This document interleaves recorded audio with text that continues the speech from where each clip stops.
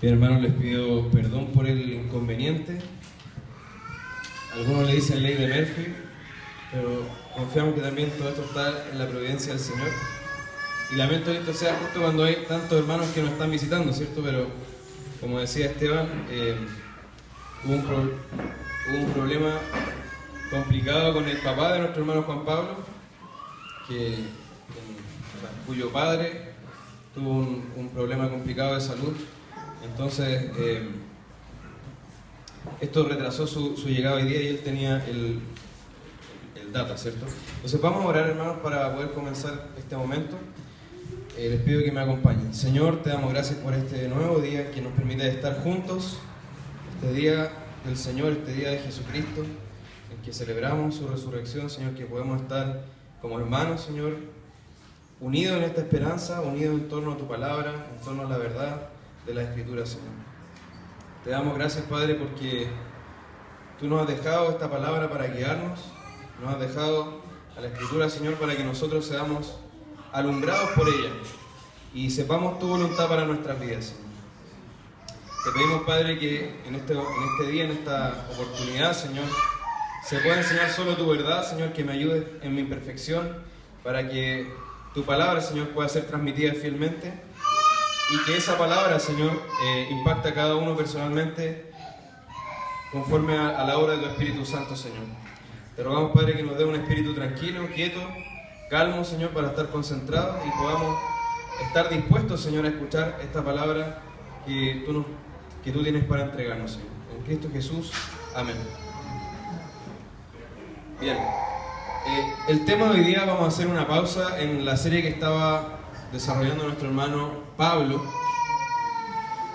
El tema de hoy es la adoración congregacional. Nosotros estábamos viendo hasta ahora la Trinidad, ¿cierto? Y antes de eso los atributos de Dios. Entonces vamos a hacer una pausa en eso, pero todo lo que estamos viendo tiene que ver con lo que vamos a ver hoy día, la adoración congregacional, ¿cierto? Todo eso tiene que ver con cómo nosotros adoramos a Dios, a qué Dios estamos adorando, ¿cierto? Entonces hoy día vamos a enfocarnos en este tema y quiero que por favor tengan presente un versículo que les pido que sea como una guía para toda esta clase, que es Hebreos 12, 28 al 29. Hebreos 12, 28 al 29. Y voy a leer de la traducción, en este caso, NBI, que me resulta más expresiva, ¿cierto? De este pasaje, más clara. Fíjense lo que dice, les pido que me escuchen. Así que nosotros, que estamos recibiendo un reino inconmovible, seamos agradecidos, inspirados por esta gratitud, adoremos a Dios como a Él le agrada, con temor reverente, porque nuestro Dios es fuego consumidor. O sea, adorándole como a Él le agrada, ¿cierto? Y ojo que ahí se hace una advertencia que no debemos menospreciar, dice, porque nuestro Dios es fuego consumidor. Entonces, aquí lo que nos está diciendo en otras palabras es, como ustedes adoren a Dios, no da lo mismo, ¿cierto? Ustedes deben poner sumo cuidado, deben esmerarse, ¿cierto? Ser diligentes en ver cómo están adorando a Dios. Pero una pregunta obvia que es del comienzo, antes de hablar de esto, ¿cierto? Es, ¿qué es la adoración? ¿Qué es la adoración, finalmente? ¿De qué estamos hablando? Porque no podemos dar por hecho que sabemos qué es, ¿cierto? Pero tenemos que clarificar ese concepto. A todo esto, hermanos, obviamente se va a correr un poco el límite de término de la clase. También les pido comprensión con eso, pero ahora ya gracias a Dios podemos contar con el data. Mira.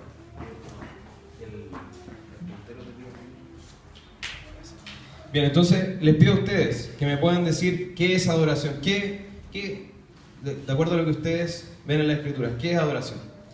Y les pido que puedan tener confianza en decirlo. Aquí esta instancia no es para demostrar lo brillantes que somos, sino que es para aprender, ¿cierto? Para contrastar lo que nosotros tenemos en mente con la Escritura. Entonces, ¿qué concepto ven ustedes en la Escritura de adoración? Dejo abierta la palabra. Karen. Vivir una vida conforme a la voluntad de Dios. ¿Qué más? Ojo que es muy importante lo que dijo Karen. Vamos a ir desarrollándolo a medida que vamos avanzando en la clase. Dani. Reconocer su majestuosidad. ¿Ya? Reconocer su Declarar lo grandioso. Reconocer su majestuosidad, declarar lo grandioso que es. Amén. ¿Alguien más?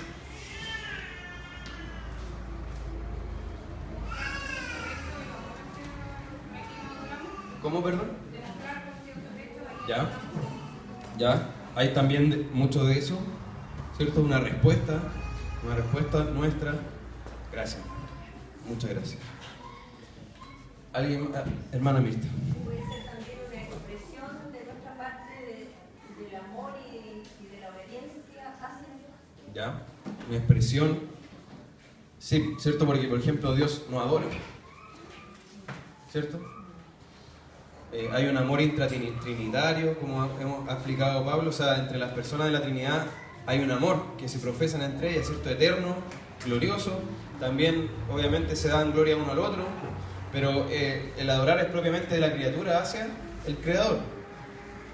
Ahora, ¿la adoración será exclusiva de los seres humanos o no?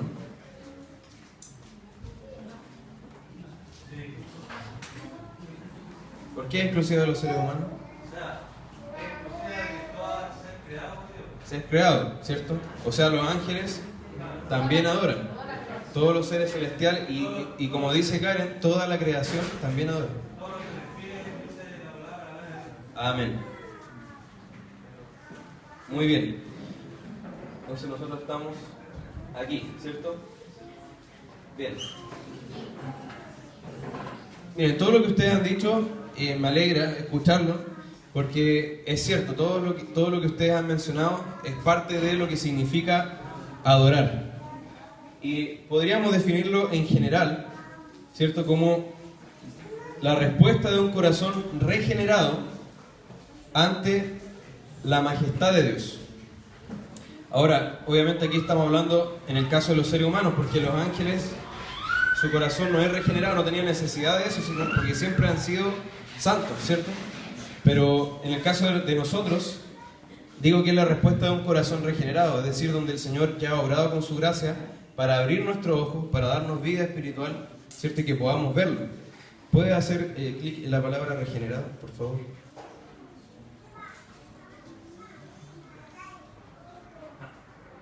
Sí, cuando se mueve el mouse, ahí. Si ustedes ven esto, si ustedes estuvieran en la laguna San Rafael, por ejemplo, podría haber sido Chiloé, ¿cierto? Pero escogí este paisaje porque es conocido por ser hermoso. Imaginemos que estamos ante esto. Una persona que tiene un mínimo de sensibilidad, yo creo que se va a conmover, ¿cierto? Pero ¿qué pasa si la persona que está aquí en la barcaza o lo que sea que está navegando es no vidente? ¿Puede admirarse igual que nosotros, que podemos ver? No, ¿cierto? Entonces, algo parecido, obviamente a un nivel infinitamente superior, pasa con el Señor. O sea, tenemos que tener un corazón regenerado que pueda, de alguna manera, contemplar la gloria de Dios para poder adorarlo, ¿cierto? No sé si se entiende algo el ejemplo. Podríamos haber dicho con una sinfonía hermosa y alguien que no puede oír, ¿cierto? Pero la idea es esa, que tenemos que estar habilitados para ver la gloria de Dios, y eso no puede pasar en nuestro estado natural porque nosotros somos seres que estamos esclavizados del pecado. Necesitamos que el Señor regenere nuestro corazón para que podamos ver su gloria y adorarlo. ¿Se entiende? Por favor, en el logo, clic para volver. Eso. Entonces, si nosotros vemos el Salmo 145, les pido que vayamos al Salmo 145. Podemos ver un ejemplo de esto, ¿cierto? Si leemos del 1 al 10, perdónenme que vaya un poco rápido, ¿cierto? Pero si puede seguirme está bien, si no, también puede escuchar. Dice: te exaltaré, mi Dios, mi Rey, y bendeciré tu nombre eternamente y para siempre. Cada día te bendeciré y alabaré tu nombre eternamente y para siempre. Grande es Jehová y digno de suprema alabanza, y su grandeza es inescrutable. Generación a generación celebrará tus obras y anunciará tus poderosos hechos.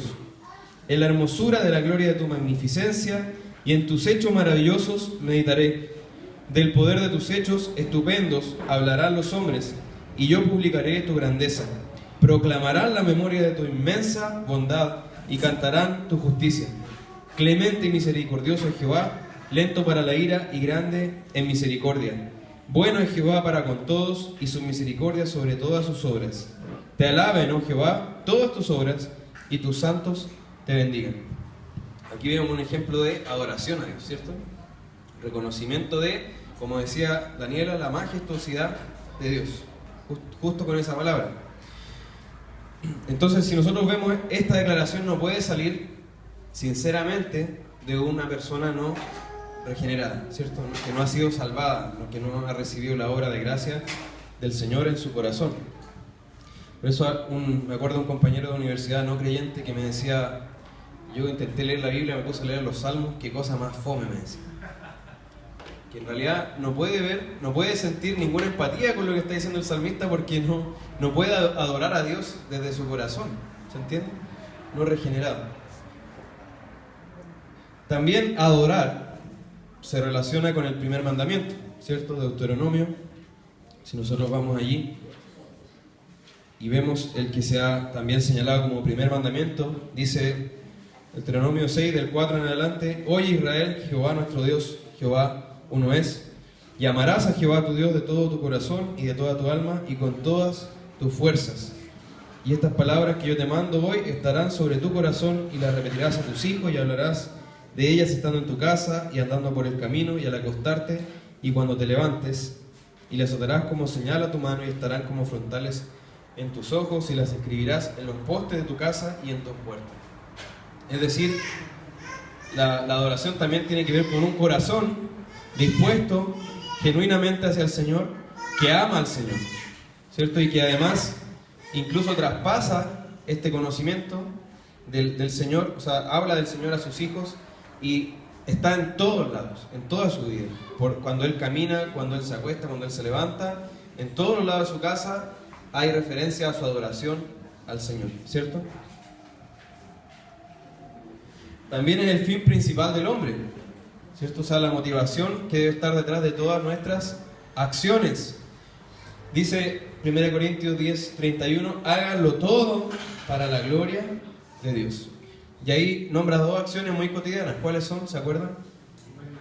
Comer y beber, ¿cierto? O sea, algo que nosotros hacemos todos los días, algo que nos propongamos no hacerlo, que estemos en circunstancias muy excepcionales, pero se refiere hasta lo más cotidiano, a lo que uno hace mecánicamente. Incluso eso tiene que ser para la gloria de Dios. Todo, ¿cierto? Háganlo todo. ¿Hay algo que no esté incluido en todo? Todo, ¿cierto? Todo para la gloria de Dios. También es algo que debemos rendir solo a Dios, ¿cierto? ¿O debemos adorar algo más? No, solo a Dios, ¿cierto? Y ahí en Lucas 4:8 el Señor le responde al diablo que lo estaba tentando, ¿cierto? Y le dice que solo al Señor servirás y solo a Él adorarás, ¿cierto? Ustedes lo pueden revisar si quieren. Seguimos preguntándonos, ¿qué es la adoración? Es algo que involucra todo el ser y toda la vida del creyente, y esto es lo que decía Karen, ¿cierto? Y eso lo vemos en Romanos 12:1. Karen misma, ¿me puedes ayudar con Romanos 12:1? Un pasaje quizá muy conocido, que también nos habla de la adoración, incluso nombra una palabra muy significativa, ¿cierto? Dale. Así que, hermanos, os ruego por la misericordia de Dios que presentéis vuestros cuerpos en sacrificio vivo, santo, agradable a Dios, que es vuestro culto racional. Amén. Entonces, sacrificio vivo. Nosotros somos sacrificios vivos y además dice culto, ¿cierto? Nuestro culto racional. Entonces, y algo que tiene que ver con toda nuestra vida, con todo nuestro ser, está involucrado en esto. Entonces, algo que también tiene que hacerse con el entendimiento, por eso dice un culto racional, ¿cierto? Es algo que también involucra nuestra mente, ¿cierto? No solo nuestras emociones, no solo una parte de nuestro ser, quizá nuestra voluntad, nosotros también tenemos que con nuestra mente adorar al Señor, ¿cierto? Pablo, levantaste la mano. Sí, que por lo general llama la adoración, la alabanza o todo acto, muchas veces nos fijamos en nuestra mente, en nuestro corazón, y es correcto. Pero ahí Pablo hace un hincapié muy importante al cuerpo, del cuidado que tiene que tener nuestro cuerpo en la alabanza. Porque, bueno, recuerdo un autor de alguna forma decía que el cuerpo es esta corporeidad en nuestra propia alma. Entonces, no es simplemente nuestra voz, sino que es nuestros ojos, nuestras manos, cómo utilizamos nuestro ser completo, íntegro, al Señor, que es de Él. Entonces, muchas veces llegamos a alabar al Señor y pensamos en una preparación del corazón, pero también una preparación del cuerpo, porque es el templo del Señor. Amén. Muy importante lo que dice Pablo. Tendemos muchas veces a simplemente corazonizar todo, ¿cierto? No, lo que importa es el corazón. Y nos repetimos eso todo el rato, pero a veces menospreciamos la realidad de que somos un ser integral, ¿cierto? Alma y cuerpo. No solo el corazón importa, no solo el alma importa, sino que también nuestro cuerpo debe adorar a Dios, como bien dice Pablo, y debemos preocuparnos de que todo lo que tiene que ver con nosotros, todo lo que somos, esté involucrado en esto. Esteban, ¿querías decir algo? Igual la oración es algo que es solo para los creyentes. Porque si bien la palabra dice que todos están llamados a adorar a Dios, porque Él es el creador, ¿cierto? Los incrédulos también están llamados a adorar a Dios, pero para adorar a Dios hay que ser creyente. Dice la palabra en 2 Corintios que nadie puede llamar al Señor Jesucristo Señor si no es por el Espíritu Santo. Lo vamos a ver, está más adelante, pero buena observación, es cierto. Fíjense lo que dice Cranfield. Él dice, el ofrecimiento de uno mismo es el ofrecimiento de todo su ser en el curso del vivir concreto, o sea, del vivir cotidiano, ¿cierto? El ofrecimiento de todo su ser, cuestión no solo de pensamientos, sentimientos y aspiraciones íntimos, sino también de palabras y actos externos, ¿cierto? También nuestro cuerpo, nuestro lenguaje corporal habla de alguna manera, ¿cierto? De obediencia en el curso de la vida. Después, Kreider dice, el sacrificio vivo es adoración incesante. Incesante. Es adoración que transforma nuestra motivación y nuestro comportamiento. Todo es vida de oración. Y ahí con esto estamos combatiendo esa mentalidad que separa, por ejemplo, las cosas santas de las que no lo son para los creyentes, ¿cierto? No el estar en la iglesia, el orar, el leer la palabra, eso es santo, pero todo lo que tú hagas en tu vida no lo es tanto o no lo es derechamente. Entonces tú tienes que tratar de, ojalá, orar 24 horas del día, ¿cierto? Ojalá estar las 24 horas del día en la iglesia, porque eso es lo único santo. Pero resulta que el trabajo, nuestra vida en sociedad, nuestro testimonio ante el mundo, nuestro andar cotidiano, todo lo que hacemos, comer y beber, compartir con nuestra familia, hablar con nuestros vecinos, todo lo que nosotros hagamos, incluso ver una película, incluso los momentos de descanso y recreación, todo es vida de adoración.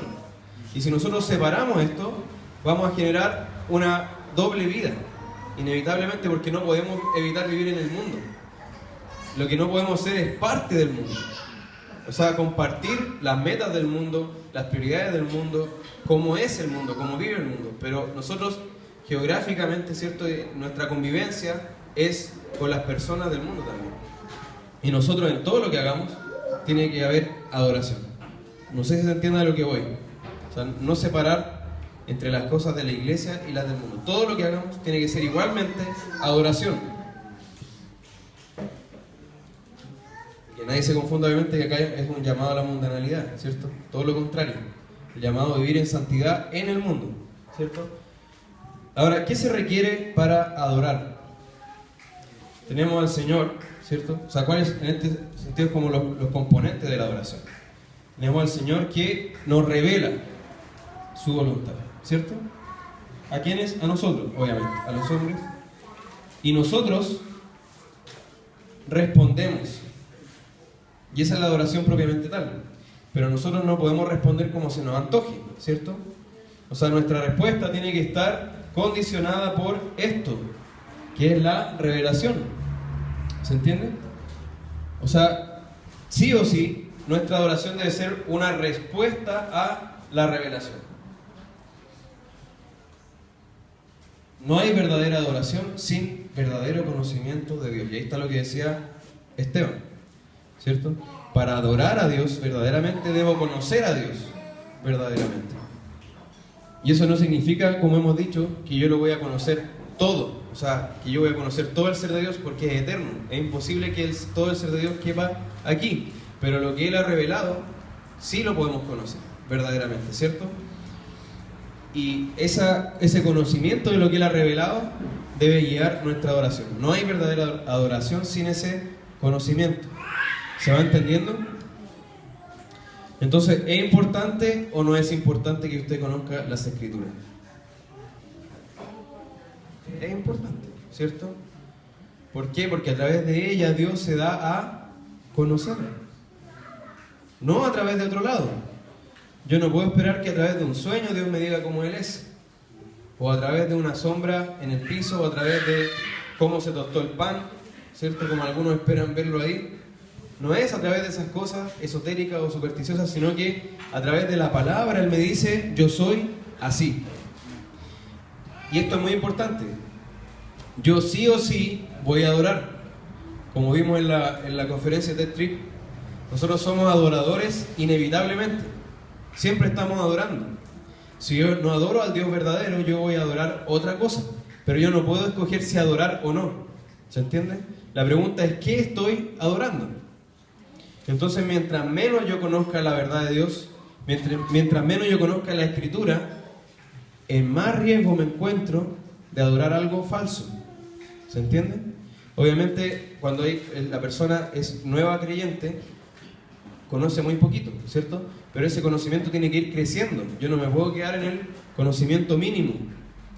Porque, como digo, mientras más mínimo sea mi conocimiento, más riesgoso es que yo adore equivocadamente.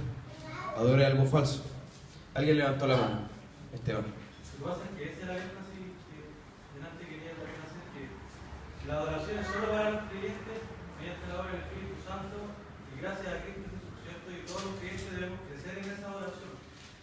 Y el incrédulo que adora a Dios, sin tener a Cristo de por medio, está en un gran juicio, porque él está presentando una adoración que no es válida.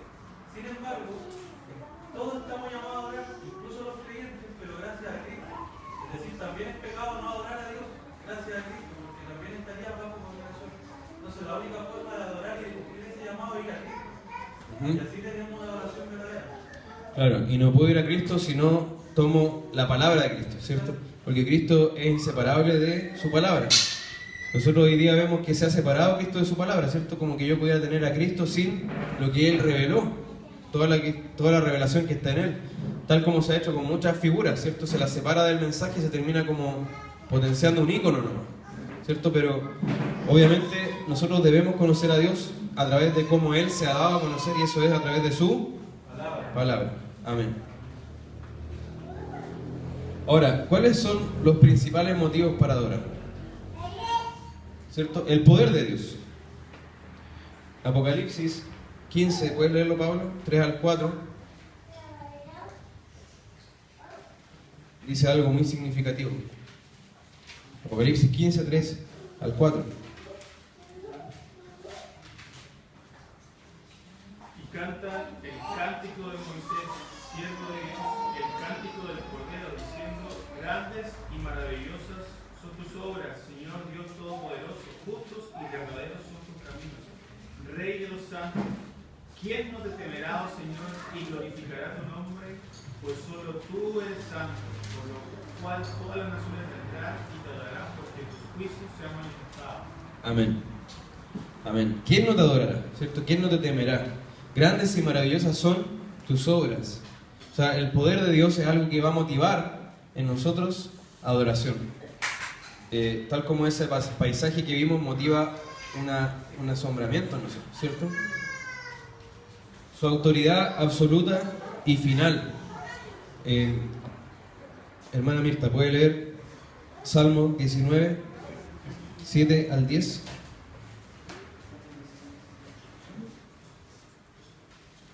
La ley de Jehová es perfecta, que convierte el alma. El testimonio de Jehová es fiel, que hace sabio al sencillo. Los mandamientos de Jehová son rectos, que alegran el corazón. El precepto de Jehová es puro, que alegra los ojos. El temor de Jehová es limpio, que permanece para siempre. Los juicios de Jehová son verdad, todos justos. Amén. Me faltó el 10. Pero se entiende, o sea, quería dar un barniz sobre eso. O sea, obviamente no podemos detenernos de una manera muy minuciosa en eso, pero si nosotros vemos ahí se está exaltando la palabra de Dios, ¿cierto? Y ahí vemos que hay una identidad entre Dios y su palabra, porque yo puedo exaltar a la palabra de Dios sin cometer idolatría, ¿cierto? Y yo puedo maravillarme en lo perfecta que es, en lo sabia que es, en lo pura, en lo limpia que es, ¿cierto? En lo excelente que es la palabra de Dios. Entonces alabo al Señor porque es la autoridad absoluta y final, y también por su obra y misericordia en nuestro favor, ¿cierto? Efesios 1 es un pasaje un poco largo, así que los invito a que si ustedes pueden leerlo por su cuenta, lo hagan. Pero fíjense cómo empieza. Efesios 1, versículo 3 dice: bendito sea el Dios y Padre de nuestro Señor Jesucristo, que nos bendijo con toda bendición espiritual en los lugares celestiales en Cristo, ¿cierto? Y después en el versículo 12, después de contar cómo Él nos escogió, cómo Él nos predestinó, cómo Él nos vio desde la eternidad, ¿cierto? En el versículo 12 dice: a fin de que seamos para alabanza de su gloria. O sea, nuestra salvación, y esto es muy importante, el fin principal de nuestra salvación no somos nosotros, sino que la gloria de Dios. Nosotros somos un medio en esto, para la alabanza de la gloria de su gracia. Entonces también cuando nosotros evangelicemos, nuestro foco, nuestro fin principal no son lo que se llama los perdidos, ¿cierto? Porque hay mucha gente que ese es su fin principal. Y obviamente está incluido, nosotros debemos tener compasión y hacerlo también por amor a ellos. Pero el fin principal es la gloria de Dios. Porque también si yo hago de ellos el fin principal, mi evangelización se puede distorsionar para que les llegue a ellos, ¿cierto? O sea, si mi preocupación es ellos, entonces sus necesidades pueden torcer el mensaje que yo estoy entregando. Y eso es lo que ha pasado, ¿no? O sea, para que la gente me escuche, para que se vea atraída, para que me encuentre interesante, para que me encuentre entretenido, yo voy a distorsionar un poquito esto. Lo voy a arreglar aquí, lo voy a adornar acá, le voy a sacar esto, le voy a poner esto otro, ¿cierto? Entonces, ese no es el fin principal. La gloria de Dios es el fin principal en el evangelismo también y en nuestra salvación. Entonces la adoración no es un fin en sí mismo tampoco, sino que apunta hacia el Señor, ¿cierto? Es nuestra expresión hacia el Señor. Y aquí, bueno, hasta aquí yo creo que todos vamos de acuerdo, ¿cierto? Aquí en esta pregunta es donde queda la ensalada, ¿cierto? O sea, donde se arma todo una pelea donde nadie sabe finalmente qué hacer. Entonces, ¿cómo debemos adorar? ¿Cómo debemos hacerlo? Y aquí volvemos al punto inicial, porque dice que debemos adorar a Dios como a Él le agrada, ¿cierto? Porque nuestro Dios es fuego consumidor. O sea, yo debo tener sumo cuidado con lo que estoy haciendo. Si a la gente le dicen, oye, eso es jugar con fuego, queriendo decir que ese tema es muy delicado, así que cuidado. Imagínense si estamos hablando de fuego consumidor, que es el Señor. O sea, mucho cuidado debemos tener. Ahí repito el texto, ¿cierto? Adoremos a Dios como a Él le agrada, con temor reverente, porque nuestro Dios es fuego consumidor. Entonces acá nos encontramos con distintos principios que se han dado en la iglesia, con matices obviamente, pero hay algunos principales. Está el principio eclesial. ¿Qué nos dice este principio? Mire, la iglesia para adorar a Dios tiene autoridad para establecer sus propias formas de culto.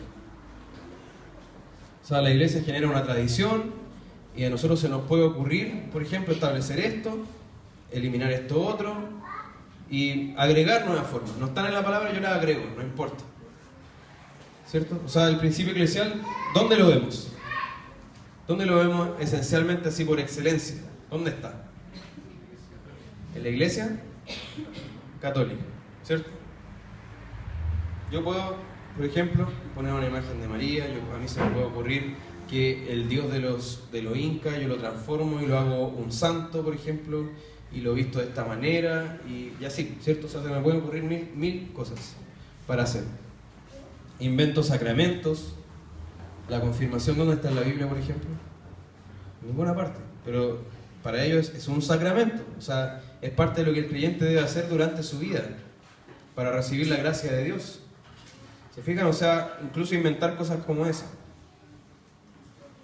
Principio normativo. ¿Qué dice este principio? Se puede hacer todo lo que está ordenado en la Escritura y además lo que no está expresamente prohibido. Y esto yo creo que lo vemos mucho, ¿cierto? O sea, está en muchas denominaciones este principio. Puedo hacer lo que está ordenado, pero además yo le puedo agregar aquello que la Biblia no prohíba expresamente. Y por último está el principio regulador del culto, que dice: solo se puede hacer lo que el Señor ha ordenado expresamente. Pero alguien aquí puede decir: oye hermano, pero tú estás ocupando un micrófono, tienes un púlpito, ustedes dividen entre escuela dominical, el culto. ¿De dónde saca eso? Obviamente incluye lo expreso, pero también lo que se derive necesariamente de eso y lo que sirva para, o sea, lo que no se pueda menos que hacer para que lo que está ordenado se pueda realizar. No sé si se entiende. O sea, las cosas necesarias para hacer lo ordenado, lo que está ordenado. Entonces, bueno, acá también algunos agregan el principio libre, que sería no tener en realidad principio, o sea, hacer lo que yo quiera. Pero en realidad eso se puede mezclar dentro de la otra, entonces por eso no lo agregué. Entonces, ¿cómo debemos adorar? Deuteronomio 5:8 dice: no hagan ningún ídolo ni nada que guarde semejanza con lo que hay arriba en el cielo, ni con lo que hay abajo en la tierra, ni con lo que hay en las aguas debajo de la tierra. No te inclines delante de ellos ni los adores. ¿Qué es esto que acabo de leer? Mandamiento. El segundo mandamiento, ¿cierto? Ahora, nosotros creemos, ¿cierto?, que hay una unidad en la revelación de Dios, ¿cierto? No hacemos un corte tajante entre el Antiguo y el Nuevo Testamento, ¿cierto? Hay cosas que el Señor reveló en el Antiguo que continúan, o sea, también tienen un alcance hacia nosotros, y obviamente hay cosas que están cumplidas en Cristo. La ley ceremonial, la ley civil, pero todo lo que sea principios, mandamientos, morales, también deben alumbrar, ¿cierto?, a la vida de la iglesia. Entonces este segundo mandamiento nos dice que no nos hagamos ningún ídolo, ni nada que guarde semejanza con lo que hay arriba en el cielo, con lo que hay abajo en la tierra. Ahora, les pregunto una cosa: ¿esto solo incluye hacer una imagen de, por ejemplo, Baal o Moloch, que son dioses falsos? ¿Solo incluye eso? O también, por ejemplo, si yo me quiero hacer una imagen de Cristo, ¿incluye lo último, no? Sí, yo no me puedo hacer una imagen de Cristo y postrarme delante de ella, o una representación del Espíritu Santo o del Padre, ¿sí o no? No, ¿cierto? O de un ángel, como lo hace mucha gente. Entonces, ¿qué prohíbe este mandamiento? Y acá el Catecismo Mayor de Westminster nos ayuda a comprender también lo que prohíbe.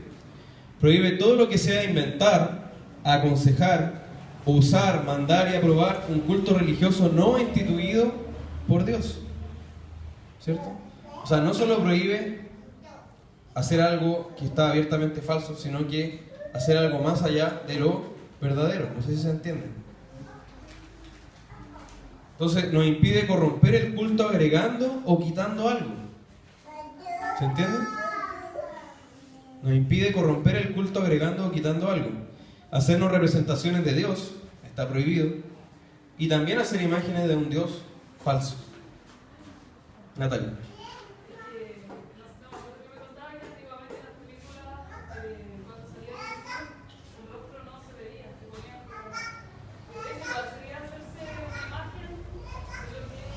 De alguna manera sí, o sea, bueno, el propósito de esa película no es que nos postremos ante eso y adoremos, pero aún así, por ejemplo, la imagen que tenemos nosotros de Cristo, y nosotros si a lo mejor nos dicen Cristo y pensamos como en un rostro, ya tenemos un rostro acá, lamentablemente, que lo más probable es que no haya sido el rostro de nuestro Señor, ¿cierto? Entonces, por ejemplo, eso no debería haber pasado. Pero claro, uno lo puede tomar, si uno es estricto con este mandamiento, sí. O sea, no deberíamos hacer ninguna representación del Señor como una imagen. Ahora, ¿por cuál nos inclinamos de todo lo que nosotros mencionamos? Del principio eclesial, el principio normativo, el principio regulatorio. ¿Por cuál nos inclinamos? Fíjense lo que dice la confesión de fe de la Iglesia, que como hemos dicho, no es palabra inspirada para nosotros, no está al mismo nivel de la Biblia ni por lejos, pero expresa lo que ya creemos sobre la Escritura. Entonces dice, fíjense, la luz de la naturaleza muestra que hay un Dios que tiene señorío y soberanía sobre todo, es justo, bueno y hace bien a todos, y que por lo tanto debe ser temido, amado, alabado, invocado, creído y servido con toda el alma. Todo eso se puede resumir en adorado, ¿cierto? Con toda el alma, con todo el corazón y con todas las fuerzas. Pero, este pero es muy importante, el modo aceptable de adorar al verdadero Dios fue instituido por Él mismo, ¿cierto? Y está de tal manera limitado por su propia voluntad revelada que no se debe adorar a Dios conforme a las imaginaciones e invenciones de los hombres o a la sugerencia de Satanás, ni bajo ninguna representación visible ni en ningún otro modo no prescrito en las Sagradas Escrituras. O sea, ¿cuál adoptamos? El principio regulador, ¿cierto? O sea, que nosotros vamos a hacer lo que esté ordenado y lo que obviamente tenga que ver con cómo realizamos eso en la práctica, pero vamos a velar por no agregar ni quitar nada de lo que está en la Escritura. Esteban, ¿querías decir algo? No. Ah, perdón. Estaba diciendo 3, el cual. Ah, el 13, ya, muy bien. Bueno, ya vamos a ir. El hermano. Ah, sí, Rodrigo, hermano. No, Ah, ya, perdón. Bien, dice, o sea, todo esto lo podemos resumir en este enunciado, ¿cierto? Todo lo que ha sido ordenado por Dios para su culto es obligatorio. O sea, todo lo que Él ha ordenado es obligatorio. Y todo lo que no ha sido ordenado por Dios se encuentra prohibido. Bien, yo creo que podemos llegar hasta acá porque si no se va a alargar mucho. No sé si alguien quiere hacer alguna intervención, duda, objeción, queja, lo que ustedes tienen que El medir. principio número 2, hermano, que había expuesto, es súper usado en la iglesia actualmente. Sí. Lo triste es que esa especie de ventana que se abre, por ahí se puede colar muchas cosas, incluso antibíblicas, pero con la excusa de que Dios no ha dicho nada, entonces lo podemos hacer. No sé si tú podrías ampliar eso como con algunos ejemplos. Sí, hermano.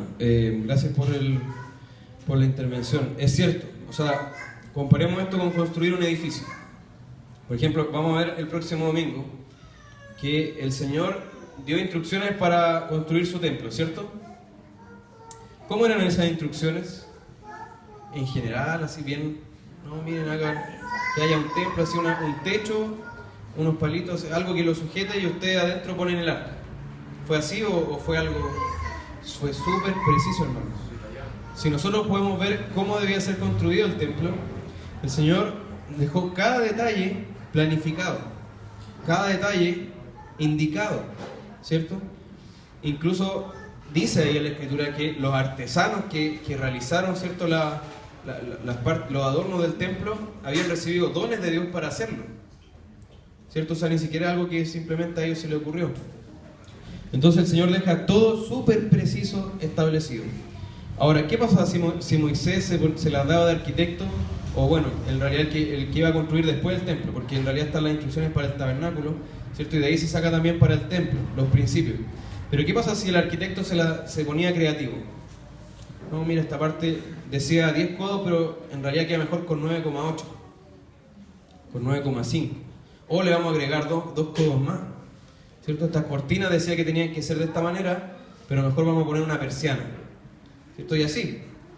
Entonces, obviamente si yo sigo las instrucciones al pie de la letra, sin agregar ni quitar nada, o si yo, por otra parte, me pongo creativo, no va a quedar igual el edificio, ¿cierto? No va a ser el mismo edificio, ¿se entiende la idea? Entonces, uno de los principios que nosotros encontramos para la adoración justamente es ese, cómo el Señor establece con minucioso detalle cómo debe ser incluso el templo. Que nosotros podríamos decir, no, pero el templo da lo mismo porque es el edificio, no, pero también debía estar específicamente todo detallado y descrito, ¿se entiende? Entonces, claro, Esteban preguntaba o decía, mira, en la iglesia se está dando que el principio normativo, y en realidad no pareciera tan dañino, ¿cierto? No pareciera muy dañino si yo digo, mira, en realidad además del ordenado, yo puedo hacer lo que no está prohibido. Total, ahí yo no estoy desobedeciendo, ¿cierto? Porque no está prohibido, entonces yo lo hago. Pero, claro, eso lleva a agregar, por ejemplo, si yo veo una iglesia que siga este principio, va a empezar a agregar sus aportes, sus invenciones, sus imaginaciones. Yo acá, yo sé que hay varias visitas, ¿cierto? Pero no quiero ser ofensivo, pero igual hay que dar algunos ejemplos. Por ejemplo, ¿la obra de teatro está prohibida en la palabra? O sea, expresamente diga, no haréis obras de teatro. No, ¿cierto? ¿Pero está ordenado como parte del culto del Señor? Tampoco. Entonces, yo si sigo el principio normativo puedo decir, mira, en el culto hoy día me parece que sería bueno hacer una obra de teatro. Y la introduzco, ¿cierto? Y después alguien en la iglesia dice, oye, me gustó esto, ¿por qué no lo hacemos más seguido? Y no digamos que esto no pasa porque yo estuve en otra iglesia, hermano, donde esto era pan de cada día. O sea, ya mejor, el culto es muy aburrido. Hagamos obra de teatro, hermano. Así la gente más encima se queda, los niños están entretenidos, hay hartas luces, hay harta música, ¿se entiende? Entonces, yo por eso digo, perdón si pasa en algunas iglesias de donde vienen los hermanos que están hoy día, pero son ejemplos, ¿cierto? O sea, yo puedo agregar otras cosas. A lo mejor en una iglesia de la que tuve noticia, en el culto se entregaron medallas de premiación por campeonatos de voleibol de la iglesia, dentro del culto, ¿me entienden? ¿Está prohibido eso? No está prohibido. Explícitamente no está prohibido. ¿Pero está ordenado? No. Y así a veces el culto era solamente concierto de rock de jóvenes. ¿Está prohibido? ¿Está prohibido el concierto de rock de jóvenes? ¿Como culto? No. ¿Pero está ordenado? No. Entonces el culto ordenado, si yo me remito solo al ordenado, voy a terminar con un culto completamente distinto a si yo le empiezo a agregar mis invenciones. Pablo, espera, ¿alguien me había levantado antes? Emanuel. Bueno, igual hay un ejemplo que me acuerdo que leí la otra vez en el Levítico 10, que habla que 2 hijos de Aarón le hicieron un fuego extraño. Exacto. Y eso no está expresado en la palabra como tenía que ser un fuego extraño, pero lo hicieron y fueron consumidos por el Señor. Exactamente. Miren, eso es parte de la próxima clase, pero está muy bien que lo hayas anticipado. Porque fíjense lo que dice en el pasaje donde habla del fuego extraño. Levítico 10, ¿cierto? Fíjense lo que dice. Levítico 10:1. Nadab y Abiú, hijos de Aarón, o sea, su papá era súper importante en el culto al Señor, ¿cierto? Del pueblo. Dice, estos dos hijos de Aarón, ¿cierto? Tomaron cada uno su incensario y pusieron en ello fuego. Y ofrecieron, sobre el cual pusieron incienso, y ofrecieron delante de Jehová fuego extraño. ¿Qué significa fuego extraño? Acá mismo lo aclara. Que él nunca les mandó. ¿Decía que estaba prohibido? No. O sea, podría haber dicho, y ofrecieron delante de Jehová fuego extraño, que estaba expresamente prohibido en la palabra. No, no fue así. Lo que pasó es que él nunca les mandó. O sea, no había una orden de que lo hicieran. ¿Se fijan o no? O sea, y acá estábamos hablando que había mala intención en Nadab y Abiú. Ellos querían adorar a Dios, ¿cierto? Sí. Entonces no había mala intención. O no dice eso al menos. Pero ¿qué fue el gran pecado de ellos que causó que el Señor los fulminara? Ofrecieron algo que el Señor no mandó. Entonces eso lo vamos a ver justamente en el próximo capítulo, es decir, en el próximo domingo. Porque además hay otro ejemplo, los sacrificios de Saúl, ¿cierto? Y él ahí se puso creativo 2 veces al menos. O sea, no, mira, no llega Samuel, así que mira, el Señor ordena que solo el sacerdote presente, pero ya que no llega, ya mejor hagámoslo no. Total, igual hay que hacerlo, ¿cierto? Y después cuando dice, mira, el Señor dijo que matáramos todo lo que había en esa ciudad, pero yo creo que mejor voy a tomar algunos de esos animales y los voy a ofrecer en sacrificio. Se puso creativo, ¿cierto? Entonces, ahí el Señor es muy, muy tajante en cuanto a lo que Él ordena, es lo único que nosotros debemos tener en cuenta para adorar. ¿Amén? Todo lo que nosotros metamos, hermano, es como si usted tiene agua pura y le empieza a meter agua de la alcantarilla. A lo mejor usted puede echar 2 gotitas, no va a quedar tan contaminado, o puede echar un chorro de agua, ¿cierto? Puede echar distintos grados, pero siempre la va a contaminar. ¿Se entiende? No, que confirmando lo que tú dices, veo por ejemplo Caín y Abel. Exacto, hay otro ejemplo. Donde hay una revelación expresa del Señor en cuanto a la adoración, y a Caín se le ocurre, ¿cierto?, ofrecer otra cosa. Y quizás no está como tan explícito para uno verlo, pero está explícito, el Señor lo demanda. Y progresivamente podemos ver una relación mayor y mayor del Señor en cuanto a la adoración. ¿Por qué una obra de teatro no es plausible en un culto? Y ojo, que estamos hablando aquí importante del culto. Amén, sí, amén. Es importante aclarar eso. En el culto no, porque el culto es una adoración colectiva al Señor. Todo el pueblo amando y adorando al Señor. Y una obra de teatro se centra en personas haciendo en un grupo una adoración o una expresión o un mensaje. Pero el tema es que el culto es adoración colectiva al Señor. Sí. Y si alguien quisiera, nos criticamos, por ejemplo, condenatoriamente una iglesia que fuera del culto quisiera hacer algo así. Si fuera del culto no está prohibido. O sea, no. Como tú dices, es en el culto. El culto es un momento de la iglesia de intimidad con el Señor. Exacto, es el medio que el Señor ha establecido, o sea, los elementos que el Señor ha establecido, la predicación de la palabra, la entonación de himno y la oración también, ¿cierto? La entonación de cántico. Perdón, ¿alguien estaba por ahí antes de Esteban? ¿No? Esteban, ya terminando. Está el otro ejemplo de USA también. USA. Cuando toca el arca, ¿cierto? Y con la mejor de las intenciones. Exacto. Porque se iba a caer, se podía romper, y era el arca de pacto. O sea, él fue corriendo quizás, ¿cierto? Y con la mejor de las intenciones a servir. Pero él no era una de las personas de las cuales Dios había dicho expresamente que tenían que servir y que podían cargar el arca. Exacto. Entonces él cayó muerto inmediatamente. Y no porque haya sido malo, sino que el Señor tenía un mandato claro y específico y él no lo cumplió. Amén. Bueno, en la próxima enseñanza, o sea, el próximo domingo, vamos a ver más ejemplos de esto. Y van a salir varios de los mencionados. Pero ahí nosotros vamos a ver cómo para el Señor es un asunto de suma seriedad de lo que estamos tratando hoy día. O sea, no es algo que a Él le dé lo mismo. Él es muy enfático en esto. Y por eso nos da estos ejemplos, ¿cierto? Nadab y Abiú, nos da el ejemplo de Usa, nos da el ejemplo de Saúl. No en todas las ocasiones el Señor va a fulminar con un rayo al que haga esto, ¿cierto? Pero nos ha dejado estos ejemplos para decirnos esto es serio, te puede incluso costar la vida. Y tu vida es menos importante que la adoración correcta. O dicho al revés, la adoración correcta es más importante que tu vida misma. O sea, de eso estamos hablando. Amén. Entonces, vamos a terminar. No sé si se puede poner la canción de los pequeños o lo hacemos después, Juan Pablo.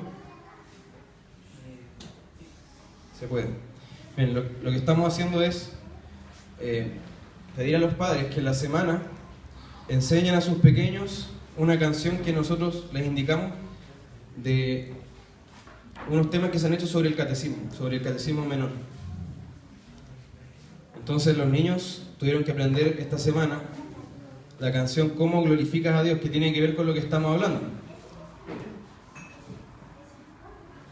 Entonces vamos a esperar que se pueda poner el tema, pero la idea, hermanos, es seguir con esto. O sea, y si se nos acaban las canciones, empezar de nuevo, pero son verdades muy importantes que los niños deben aprender. O sea, son verdades centrales sobre Dios, sobre cómo nos creó, sobre nuestra relación con Él.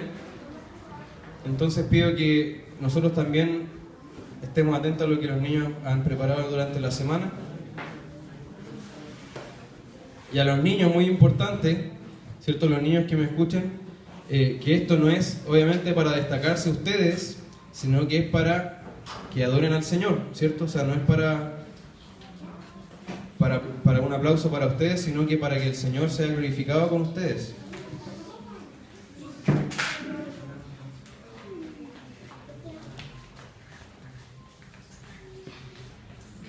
Entonces esta canción nos va a hablar de cómo debemos glorificar a Dios. Le pido a Natalia y a Evelyn que puedan pasar adelante para guiar a los niños en la canción.